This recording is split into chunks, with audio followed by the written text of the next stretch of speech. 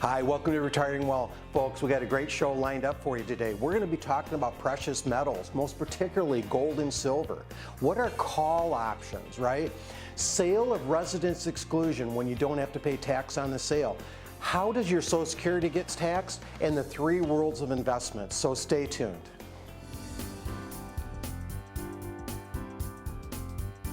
Retiring Well, brought to you by Centennial Wealth Advisory, financial advisors specializing in retirement planning and serving all of Northern Michigan. Retiring Well, helping you plan for a successful and comfortable retirement. Retiring Well, plan to retire well. Hi, listen, in this segment, I want to talk about precious metals. Now, most of us, when we think about precious metals, think of gold and silver, right? Now, we've seen those commercials, the dollar's going to crash, you know, need to buy gold. You know that they're trying to sell you something, right? But ultimately, inevitably, they'll probably be right if they say it long enough, right? But let me just talk about it a little bit because a lot of people have questions concerning it. First of all, should you own gold and silver? Well, it can be a good hedge on inflation, all right? Historically, it has been that. When the dollar has been depressed, you know, gold and silver generally done well. You know, the next question we'll get asked a lot of times is how much should I have if I decide to own? Well, you know, it can be speculative. It's just like stocks, right? So we'll usually not recommend, most analysts will say, hey, just keep it within 10%. And then we'll get asked, you know, should I buy gold or silver? Which one's generally best? Well, you know, most typically people will go to what's called a ratio. Now, historically, you know, gold has been 17.5 times more the price of silver. So if you believe gold is priced right, then, you know, run that ratio to see where silver is, and then you can see opportunity or not. Now, according to the World Gold Council, I think it is, they say that there's been 200 million metric tons of gold and silver that have been mined to date. And there's still maybe another 600 million metric tons that could be, you know, mined yet. And I guess out of everything that's been mined or could be mined, it's about silver is about 9 times what gold has been mined. So anyway, maybe you might use that as a help. There's other metals. It's not just gold and silver. You know, what about with like electronic vehicles? You know, if you're kind of bullish on that, well, what are some of the metals that they're going to go into those? Well, you can look at nickel, you can look at copper, maybe aluminum. You know, a lot of times they're making these cars with aluminum, so the batteries can last a lot longer because the vehicles are lighter. You can own gold and silver physically. All right, you can hold it, keep it, bury it, put it in a safe. You can have it stored for you. You can hold it in an exchange traded fund, right, if you want to have it in an investment account. You can have gold and silver if you have an investment account. You can have it be in an IRA or Roth IRA. Good to know. You can usually purchase, if you want to own it physically, you can purchase it online. They'll deliver it to your door and you can sign for it. You can go to a jewelry store and buy it that way. Just know though that if you buy it physically, you're going to pay a premium to buy it, a discount to sell it. Okay. Now there's some good reasons to own it physically. What if the electronic grid went out, right? And I can't access my money? Having some, you know, currency maybe back, maybe some gold or silver that you can trade makes a lot of sense. Folks, I hope you found this valuable. There's a lot of different ways you can own silver, gold. You can have it in rounds, bars. But if it's something you want to consider in your portfolio and you want a little bit of help with it, certainly give us a call. Remember though that it can be speculative.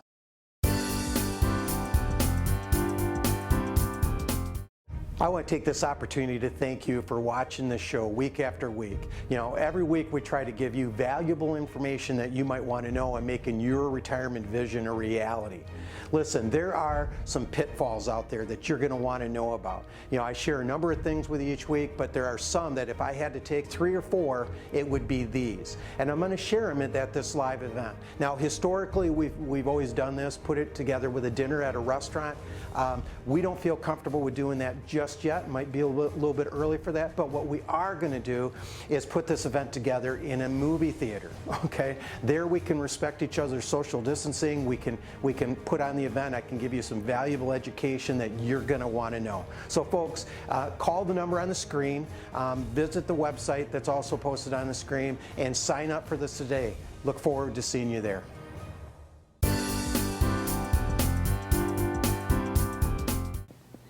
Hi folks, listen, in this segment I want to talk to you about call options, most specifically buy call options, okay? So, you know, you got to understand options can be very complicated. You know, I've talked to you before about put options.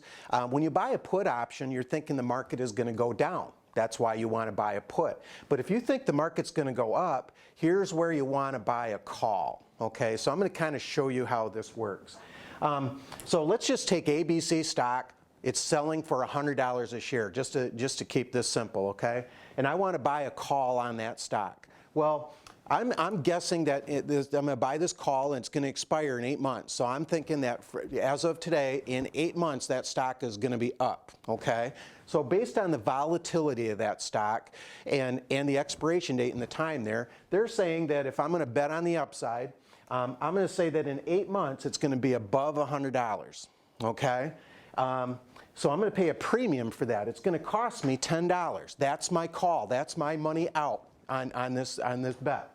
So where's my break even?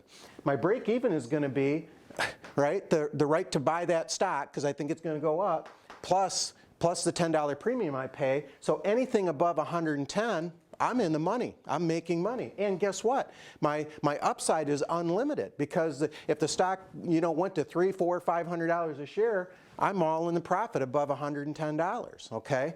Anything, now what if it goes below 110? Okay, I bet wrong, the stock in 8 months is below $110. Well, guess what? My maximum loss was only the $10 that I paid for the call. It basically just expires worthless. All right, now when you're buying a call, you got huge leverage when you're doing this. For example, let's say I'm just somebody buying the stock. You know, I'm not buying a call, I'm just buying ABC stock for $100. I think it's going to go up. It does go up to $120 a share. What was my profit? $20 divided by my 100 that I paid, I'm up 20%. Not bad, right? But what if I'm somebody that bought the call? Remember, my only outlay was $10, okay? And now it goes up to 120. At the 110 I was at, I just gained $10. $10 investment, $10 profit. What did I just make? 100%. And not only that, think of it this way. I had to pay $100 if I was just a stock purchaser, but if I bought the calls, I could buy 10 times, right? I could, for $10 divided by 100, I can get 10 times the leverage. So how would you like to have 10 times the leverage making 100% versus the 20%, okay? Now, options, you know, are very complicated instruments. You got to know what you're doing. But if you're somebody out there that might be interested in maybe getting involved in something like that, then certainly give us a call. Wow, what a great segment there, Larry, that Nick. You know, it's interesting to kind of talk about precious metals and options, you know, kind of two more, I call them product-specific things that we deal with here. And it's great to have do a show with you. It's been a while, I think, since you and I have been together here up in the Gaylord and Petoskey office you're primarily located at. But folks, you know, this makes me think of those things that are out there where people come into our office and they ask about a very specific product, you know, and that idea, I'm interested in precious metals, I'm interested in options, I'm interested in, you know, you name it, stock. You know, Nick, I know you get that up there as well. When people come in and they tend to be kind of have this one-track mind, and you know, it's our job as financial planners and advisors to kind of, you know, peel back the layers of the onion, right? Yeah, absolutely. I mean, it happens quite frequently where people come in and they've heard this product either on the TV or some kind of advertisement, and they want that, but they don't really know why they want that or what it really does. So, I mean, that's our job. And we also look at the whole picture. So, I mean, this product that they might be after might solve one issue, but what about income planning? What about tax planning? What about health insurance? How does that affect your retirement plan? There's just so many things that you need to look at in retirement that you can't really be focused just on one aspect or one product. You know, Nick, that's a really, really good point. Folks out there, you know, all these different products out there that you hear, and like Nick said, on the news or TV TV or a friend tells you about. Those are tools. You know, think of a carpenter. They have all these tools in their toolbox or pickup truck that they're going to use to build at home, hammers and saws and all these different things. Us as advisors, we have different tools.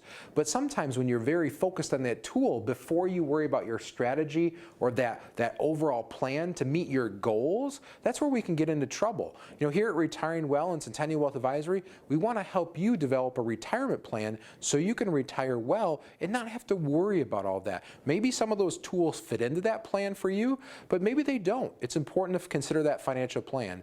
So if you'd like to look at your financial plan, your retirement plan, see what that looks like, talk about income planning, investment planning, tax planning, estate planning, healthcare planning, give us a call at the number on the screen. We'd love to sit down with you and talk through that with you further to help you come up with that plan.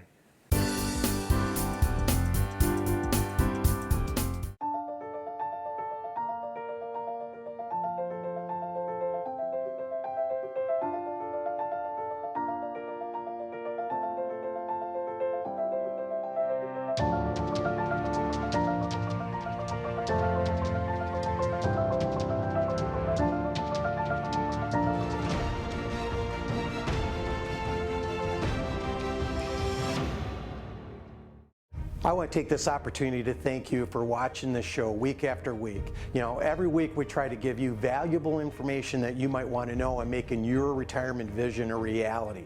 Listen, there are some pitfalls out there that you're going to want to know about. You know, I share a number of things with you each week, but there are some that if I had to take 3 or 4, it would be these. And I'm going to share them at this live event. Now, historically, we've always done this, put it together with a dinner at a restaurant.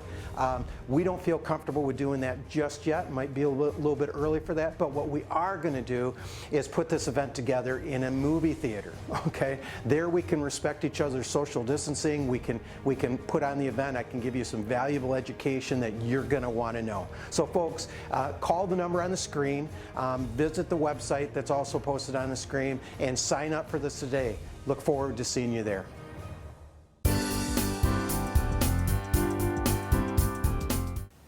In this segment, I want to talk about the sale of a residence exclusion. Now, if you didn't know this, if you're a single person, you can exclude $250,000 in gain, and I'll show you how that can happen. If you're married and you file a joint return, that exclusion is $500,000. Now, folks, remember that's on the gain. So if I purchased a home for, let me use round numbers, and I don't know this isn't all homes, but let's just say I purchased a home for $500,000. And I held it for a lot of years. I then sell it for $1 million. I've got a $500,000 gain there that can be totally excluded if I'm married and I file joint.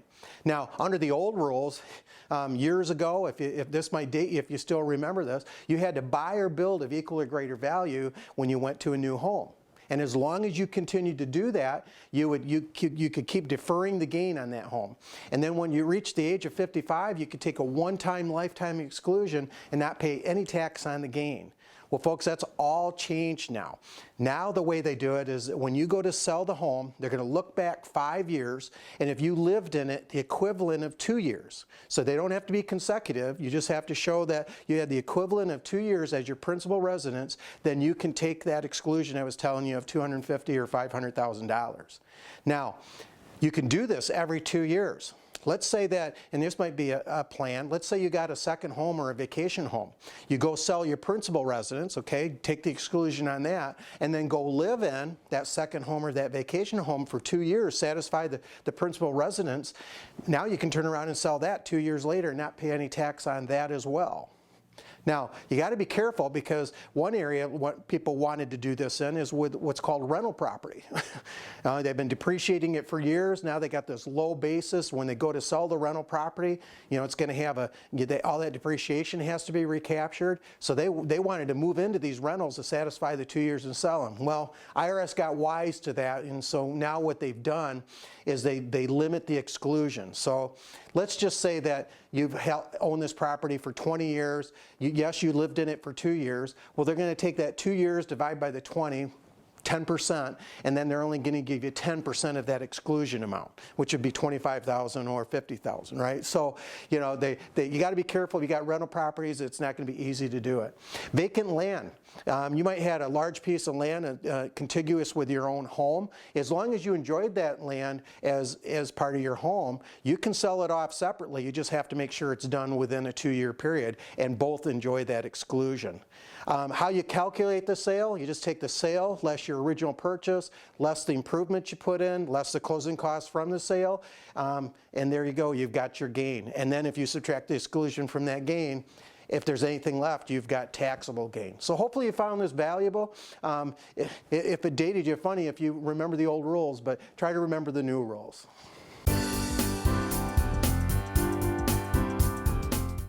I want to take this opportunity to thank you for watching this show week after week. You know, every week we try to give you valuable information that you might want to know and making your retirement vision a reality. Listen, there are some pitfalls out there that you're going to want to know about. You know, I share a number of things with you each week, but there are some that if I had to take 3 or 4, it would be these. And I'm going to share them at this live event. Now, historically, we've always done this, put it together with a dinner at a restaurant. We don't feel comfortable with doing that just yet. It might be a little bit early for that, but what we are going to do is put this event together in a movie theater, okay? There we can respect each other's social distancing. We can put on the event. I can give you some valuable education that you're going to want to know. So folks, call the number on the screen, visit the website that's also posted on the screen, and sign up for this today. Look forward to seeing you there.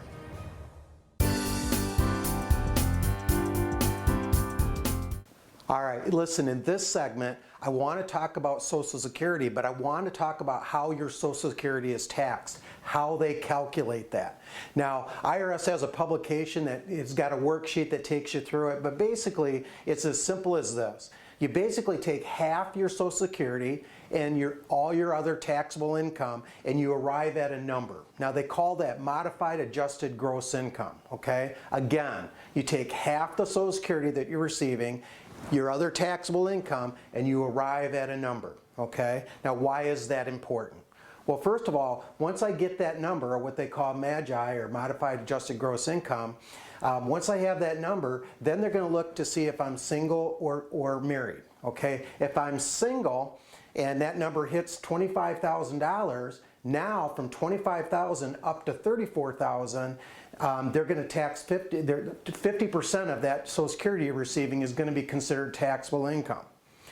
Once you hit the $34,000 threshold, now 85 cents on the dollar of that Social Security is considered income. So 2 different thresholds there. Now, if you're married, it's different. The first threshold, taking half your Social Security and your other taxable income, is going to be $32,000. Now they're going to look at 50% of that as being taxable income, and then when you reach $44,000, now 85 cents on the dollar is considered taxable income. Now, how does that figure in? Once I figure in how much is taxable income for Social Security, now I can take my taxable income, that Social Security amount that's taxable, and arrive at my total taxable income. And then depending on what bracket I'm in is going to determine what my tax is. Now, we don't want to forget that we also have a standard deduction we get to deduct. So let me just run you through a calculation and how this might be. Let's say that I've got $20,000 in IRA income. I've got $24,000 in Social Security taxable income. So I'm going to take half my Social Security, right, $12,000. I'm going to take my IRA income of $20,000, and I'm going to get a MAGI number of $32,000. Now, if I'm married, that's the top of that first threshold where none of my Social Security is taxable, right? Because I didn't go over it. So now I've determined that none of my Social Security is taxable income. So what do I have left? I have my IRA income of $20,000. So that goes into the pot. But now I get to deduct a standard deduction if I'm married of probably $24,000, $25,000, $26,000, which is going to totally offset all of that. So I've literally got $32,000 of income between IRA and Social Security, and none of it is taxable. So you can see, folks, that knowing this and how my Social Security is going to be taxed is very, very important. If you're somebody that would like to know how your Social Security is going to be taxed, then I encourage you, give us a call. We'll sit down, look at your income, see what your tax liability is going to be, so you can have a great income plan. two fantastic topics here, folks. These are two things we hear quite a bit about in the offices here at Centennial Wealth Advisory. Often folks come in after the fact and they say, you know, Nick, Art, I just sold my home. Am I going to get clobbered in taxes, basically? Well, depends.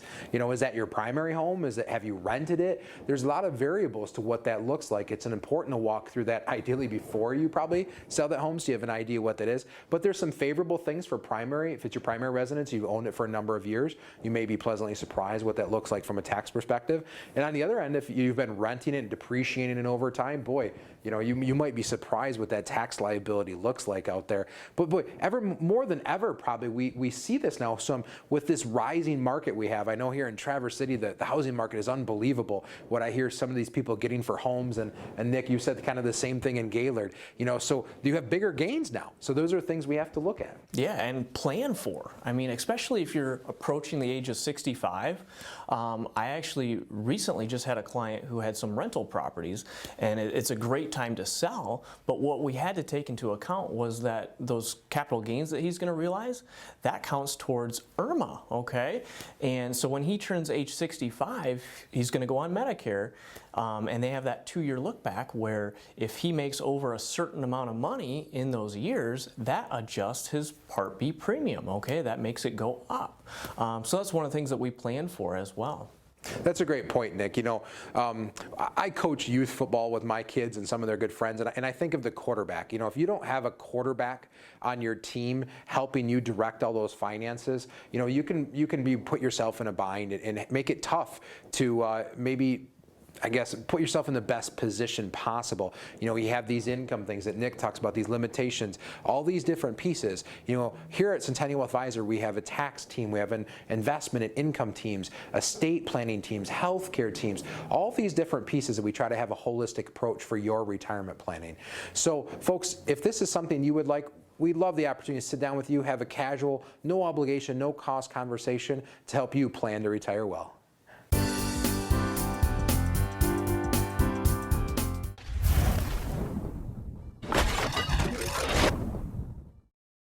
I want to take this opportunity to thank you for watching this show week after week. You know, every week we try to give you valuable information that you might want to know and making your retirement vision a reality. Listen, there are some pitfalls out there that you're going to want to know about. You know, I share a number of things with you each week, but there are some that if I had to take 3 or 4, it would be these. And I'm going to share them at this live event. Now, historically, we've always done this, put it together with a dinner at a restaurant.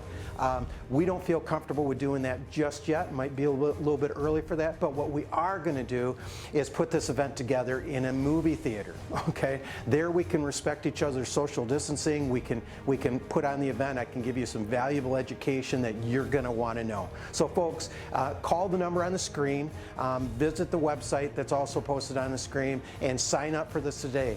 Look forward to seeing you there.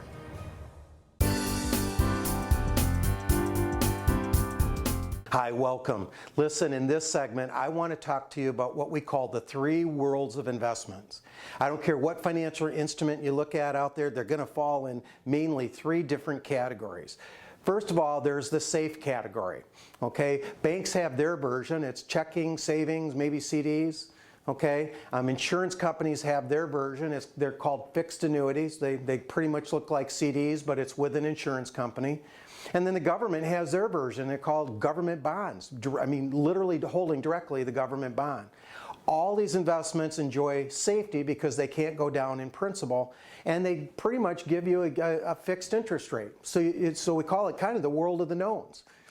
Then you have the other side of the spectrum, which are those riskier investments, okay? These are things that can go down in value, but your interest is not guaranteed because you don't know what you're going to make. There's a lot of mutual funds that, you know, based on what their objectives are, can go down in value, but you don't know how high they're going to go either.